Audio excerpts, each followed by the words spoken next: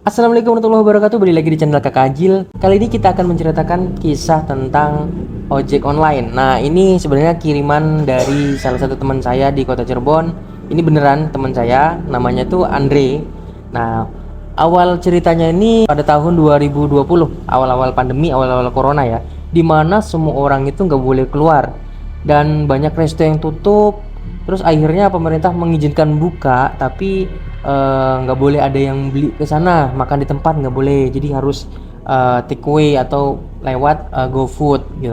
Teman saya ini lagi kebanjiran rezeki guys, ceritanya dari start berangkat pagi sampai malam dia pokoknya nyari uang terus, tapi ya itu dia nggak dapet orderan untuk yang apa Gojek, apa yang digonceng gitu kan ya. Nah, semuanya tuh orderannya tuh adalah orderan food, makanan. Ceritanya teman saya nih mau istirahat sholat maghrib. Kemudian dia udah matiin aplikasinya. Karena dia telat matiin, dia akhirnya masuk kering orderan makanan. Waktu itu orderan makanannya adalah seblak ya, 2 seblak katanya. Ya udah, akhirnya dia ambil deh itu. Dia nunda sholat maghrib dulu kan. Dia nunda sholatnya, dia buru-buru beli seblaknya. Dia udah di sebelah, pas diantar, ternyata rumahnya lumayan jauh sampai masuk ke gang, udah lewat gang, terus sampai ada pinggiran sungai itu, dan banyak pohon-pohon pisang, itu sepi, sepi karena orang-orang itu nggak pada yang berani keluar, semuanya tuh banyaknya di rumah. Itu tuh pinggiran kota ya, udah masuk ke desa, ke kampung-kampung gitu.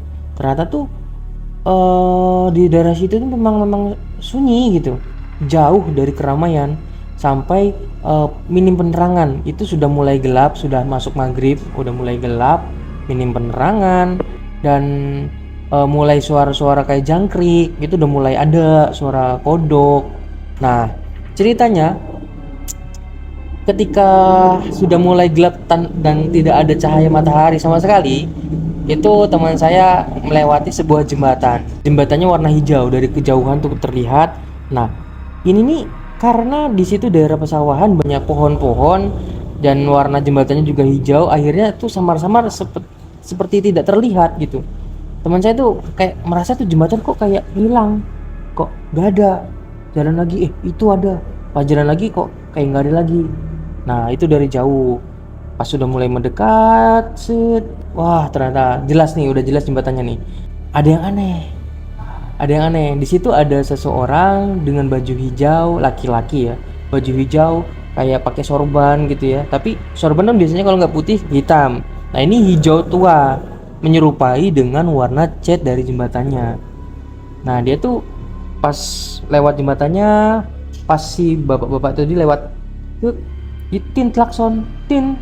Nah, gitu kan. Terus ya udah, terus cuman kepikiran gini, itu bapak-bapak nggak bawa senter, jalan sendirian. Nah, si Andre ini rencana untuk membantu, memberikan tumpangan sebentar gitu ya, atau ngasih penerangan, kalau nggak mau nanya mau jalan kemana, nanti kalau misalkan searah ya bisa ikut sama si Andre aja. Soalnya jalannya lumayan jauh dan bapak-bapak itu sendirian di kegelapan. Akhirnya Andre tadi coba untuk putar balik dan menuju ke jembatan tadi, dan ternyata bapak-bapak tadi udah nggak ada. Coba si Andre itu kayak tengok kanan kiri, nggak ada. Pakai dia nyalain flash HP-nya kan, juga nggak ada ke arah apa namanya bawah jembatan, iseng aja gitu ya, ternyata nggak ada apa-apa. Udah pakai lampu motor juga sorot-sorot nggak ketemu. Nah, disitulah Andre mulai waduh. Jadi akhirnya si Andre ini mulai bersolawat, terus baca-baca doa gitu ya, sampai akhirnya nganterin sebelahnya tuh sampai bergetar tuh badannya, sampai dia tuh namanya ketakutan tuh, bener-bener takut. Akhirnya di situ ada musola. Nah, si Andre ini sebenarnya tuh baru first time, pertama kali ke situ. Nah, akhirnya di situ Andre mampir ke musola dulu untuk sholat maghrib. Nah, Andre ngecek dulu kan ke si pembelinya, sebentar lagi istirahat sholat maghrib. Nah, gitu. Terus dapat izin tuh, dibolehin. Iya, silakan. Nah, Andre akhirnya sholat maghrib dulu di situ. Akhirnya setelah itu kayak udah ambil wudhu, udah airnya tuh minum air sering ini banget. Tapi itu airnya tuh sejuk, tapi tuh sedikit banget ngalirnya. Nah, tiba-tiba si Andre apa namanya merasa seperti ada banyak keramaian di musola itu, kayak ada keramaian tapi lihat nggak ada, hanya ada dua bapak-bapak. Nah, yang satu tadi Andre udah tahu di dalam musolanya itu ada bapak-bapak. Terus kemudian waktu begitu sholat jamaah, tuh ternyata bapak-bapak yang pakai baju sorban hijau tadi ada di sebelahnya Andre ikutan sholat. Nah, udah ikutan sholat. Nah, di situ penerangan cuman ada lampu satu warna merah ya, warna kuning apa ya di masjid-masjid yang lama gitu ya, warna kuning. Dan setelah itu salam, Andre itu merasa setelah selesai sholat ya, ini seperti bau melati gitu, kata si Andre itu.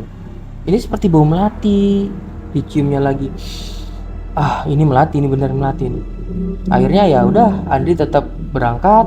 Begitu Andre mau berangkat, Andre mau nyalain motornya nih. Ternyata motornya nggak bisa nyala, dan suasananya cuman hanya ada penerangan lampu warna merah dari masjid tadi, dari musola, bukan masjid ya. Kalau musola kan lebih kecil daripada masjid.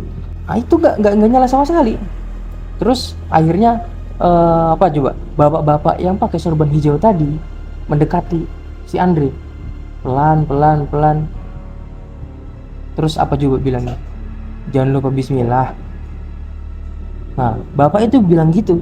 Kemudian Andre ya, oh iya pak gitu, nyalain lagi, matiin lagi itu starternya, cetek gituin lagi, bismillahirrahmanirrahim, dan nyala akhirnya.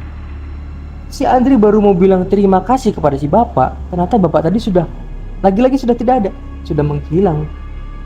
Nah, ketika itu langsung Andre berpikir positif, mungkin sudah duluan dan memang gelap gitu ya.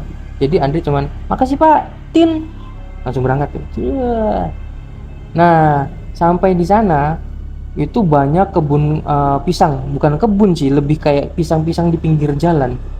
Itu ya ampun, di situ tuh si Andre tuh melihat banyak kayak bayangan-bayangan putih berdiri gitu. Nggak tahu itu imajinasi si Andre atau ya itu memang bener pocing ya. Nah, Andre tetap apa namanya, tetap positif pikiran, mungkin itu bayangan dari pohon pisang karena paniknya jadi berhalusinasi. Andre berpikir seperti itu. Terus aja tuh akhirnya sampai. Nah, sampai masuk ke kawasan perumahan, rumah-rumah warga. Nah, rumah-rumah warga, udah itu nyampe nih, ketemu dengan si pembelinya. Nah, dikasih nih, pembelinya bertanya, bapak tadi istirahat sholat maghrib di mana gitu kan? Di situ di sawah-sawah habis jembatan sebelah sininya. Hah? Nah, si pembeli itu bingung, pak, sejak kapan di situ ada musola gitu? Hah? Kaget tuh. Terus dikasih tahu, musola di situ itu ada, cuman itu udah lama banget nggak pernah dipakai. Itu juga tinggal kerangkanya doang, tinggal apa namanya, kayu pinggir-pinggirannya, papanya udah nggak ada. Di situ Andre shock ya karena mendengarkan cerita dari pembeli tadi. Nggak percaya dong si Andre, masa sih? Tadi beneran aku tuh sholat terus dipimpin sama ada dua bapak gitu kan. Satunya jadi ikut jadi makmum gitu. Nah, bapak itu adalah imam masjid di situ. Imam masjid yang meninggal di masjid itu. Nah, bapak satunya lagi itu adalah korban pembunuhan di jembatan yang hijau itu. Di situ Andre langsung, udah itu orderan baru maghrib kan, dia rencana mau sampai malam juga kan di kota ya. Di situ Andre mulai nggak berani pulang. Akhirnya apa, Andre minta dianterin sama saudaranya si perempuan tadi untuk pulang. Jadi akhirnya saudaranya mau nganterin si Andre sampai ke kota lagi, walaupun jaraknya juga lumayan jauh ya. Karena ada kisah yang Andre alami, jadi dia bener-bener minta tolong untuk saudaranya si pengorder tadi untuk nganterin. Jadi si Andre bingung nih, uang orderannya masih mau dikasihin gitu kan ya. Akhirnya saudaranya juga ya kasihan, orderan ya masa dia nganter makanan jauh-jauh terus dibayarnya cuman kayak dia antar balik doang gitu. Akhirnya ya udah gitu, mereka saling terima kasih lah, intinya udah dianterin juga sebelaknya untuk keluarga mereka makan, dan diantar balik juga si Andre-nya begitu. Dan sampai itulah Andre nggak pernah nerima orderan yang jauh di luar dari kota Cirebon. Nah ini sebenarnya cerita ojek online tuh masih banyak banget, ini masih salah satunya, karena teman-teman aku tuh banyak banget yang apa namanya profesinya jadi driver online ya, jadi ojek online gitu, banyak banget cerita-cerita horornya juga banyak banget. Oke, terima kasih ceritanya hari ini, sekian sampai di sini. Assalamualaikum warahmatullahi wabarakatuh.